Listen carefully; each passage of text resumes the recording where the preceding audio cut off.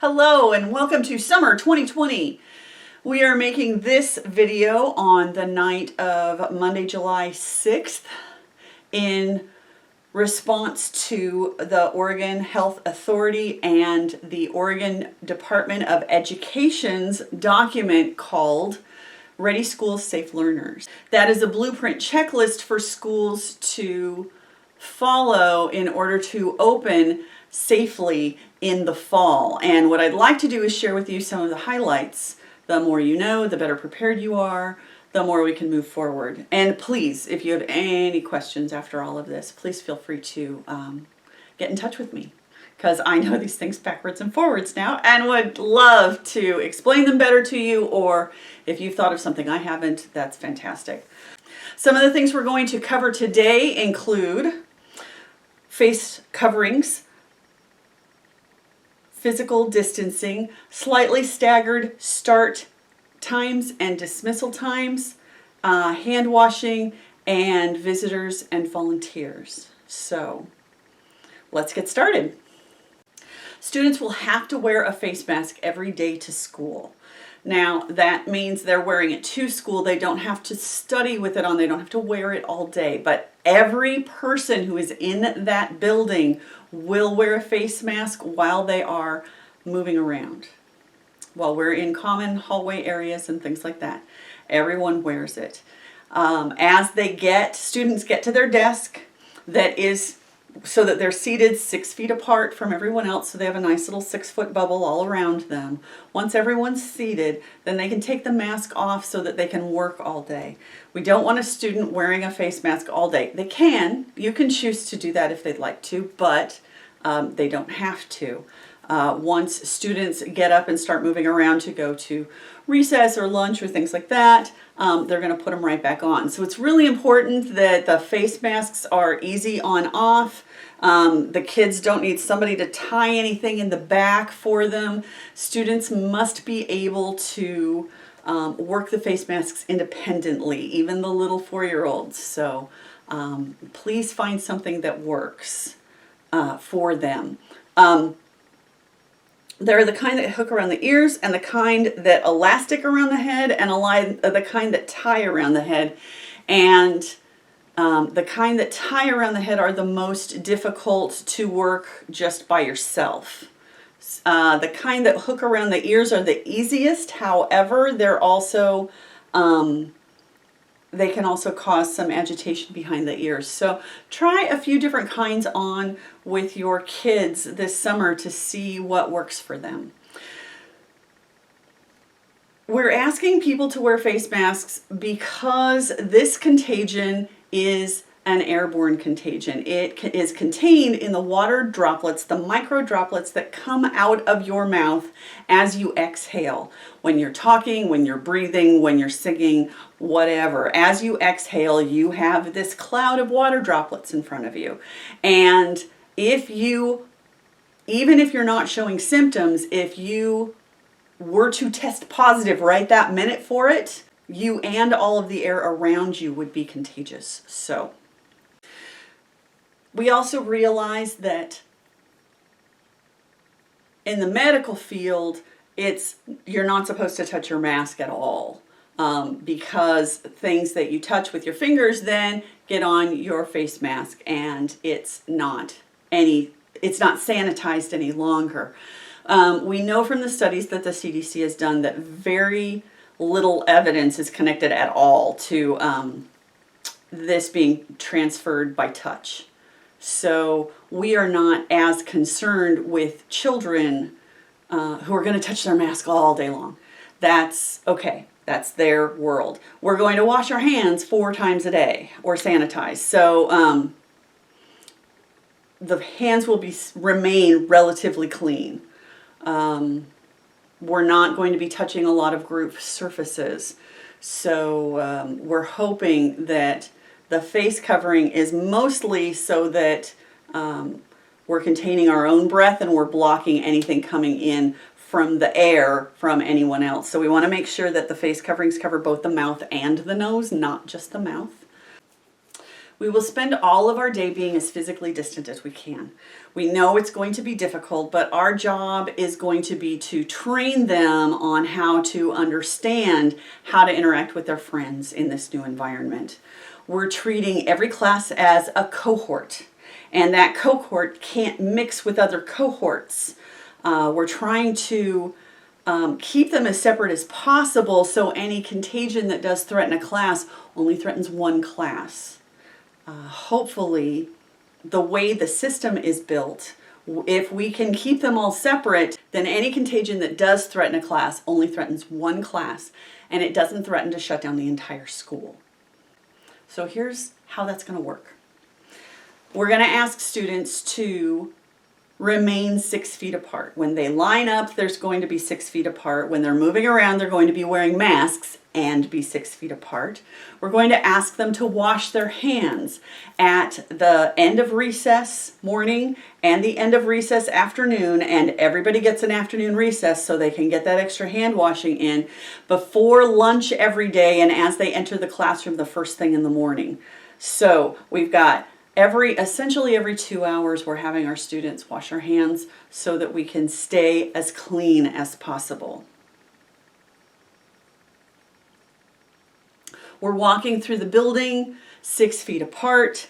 All of our recesses and lunch times are staggered 5 minutes each so that hopefully classes don't overlap in the hallways, and that each class can take a turn in the restroom washing their hands safely without crossing paths with other classes. So it's designed to be the perfect schedule, of course, but we'll see how it works in real life, and we will jump over any hurdles that we get as we face them, because we are resilient and we're using all of the gifts that God gave us to get through this.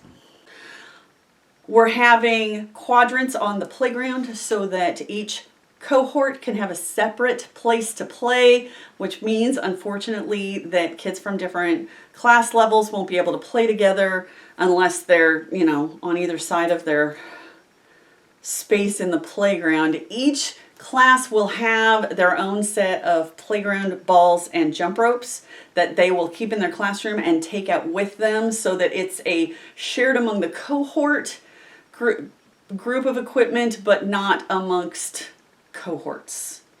So we won't have to worry about cleaning them between uses. The physical playground structures that are built onto the playground, these we can't clean in between every single cohort 3 recesses a day. So these are just going to remain off limits for the time that the contagion is here, which should be the rest of this school year. So it's unfortunate, but unfortunately it's necessary this year. Students will have to pass a basic health screening every day, which means that they will meet 2 volunteers as they enter the building who will take their temperature and log it and be asked if they have any of a number of these symptoms on a big chart that they'll get to see. It's a lot like the hospital screening, if you've had a chance to visit the hospital lately, where it's a relatively quick procedure, but not for small children and not especially the first few weeks. So because we're expecting that this takes a little bit of time to get to be a routine and to move smoothly through, we are starting the school year in September with staggered arrival times. And those arrival times are going to be staggered by 15 minutes so that groups of students have no trouble getting through the screening without backing up into each other and creating more problem than it solves. So, for the month of September, beginning at 7:45, pre-K, kindergarten, first grade, and second grade students can arrive for an 8 o'clock start time. And beginning at 8 o'clock, we can see third, fourth, and fifth graders for an 8:15 start time. And 6th, 7th, and 8th graders will start showing up at 8:15 for an 8:30 start time. Now, if you have children who are in more than one age group, please feel free to bring them all at the first time slot so that the youngest kids can get in and get started with their day easily. All of the teachers will be in their classrooms starting at 7:45 to receive students, so that there will be a safe place for those students to go straight there and stay no matter what time you drop them off. So if you have a young one and an older student, they can come together, not a problem. Know that that older student is just going to have a really long homeroom, and that's okay. They can get some stuff done. Departure is going to be similar, though those are only separated by 10 minutes because it's much easier to get someone out than to get someone through the health screening. So pre-K, kindergarten, first and second graders will dismiss at 2:40 each day, and they'll move out onto the playground and they'll be spread out all along the big brick wall. And then at 2:50, the ones who are remaining will move down a little and they'll be joined by the 3rd, 4th, and 5th graders. And then 6th, 7th, and 8th graders will come out at 3 o'clock.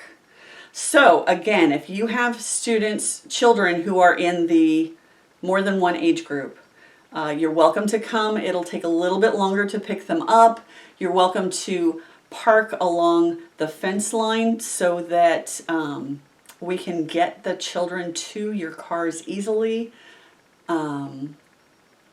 Please arrive by the time the first child gets out so they don't have to stand around with a bunch of other students, because again, that's the time that the gathering time that we're trying to minimize.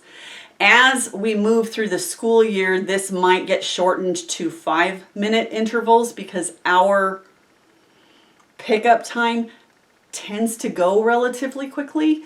But as we get started, I'd like to give us a bigger window as we get used to things. The cohort system that is devised by the Oregon Health Authority is set up so that no one but members of the cohort enter the classroom. This means that I or any front office personnel can't go all the way into the classroom without actually logging it into the classroom logbook. Each class will have a binder with a schedule, their daily schedule, any specialist classes that they have. The teacher's going to come into the room, not have the kids go out to a different place. So anyone that comes into their classroom needs to be regularly logged into that binder. Students will not be able to enter the classroom of other students so that we can maintain our contact tracing and our separateness. Now, unfortunately, that means we won't have family groupings for going to Mass anymore. We won't have partner class projects, things like that, for this school year so that we can maintain our distance. But again, that's so that if one person becomes associated with someone who is testing positive, we don't have to close down the whole school. The plan for closure right now is that when one person starts to show symptoms in a student's family, then that family lets the school know so that that classroom can get closed hopefully before it's had time to get to the student in that family and all the way back to the school, so that we can close the classroom for 2 to 3 weeks to show that none of those students have any of the symptoms. And then we can open it back up again. Now, when we close and how much we close and when we open back up is all up to our local public health authority. And right now I am making contact with someone at the OHA so that we know who our contact person is and exactly what they're looking for so that we can be as proactive as we can. We know that keeping kids in school is important. That they learn best when they're in a learning environment, when their teacher's telling them what to do. And so the less time we can spend away from the school building, the better.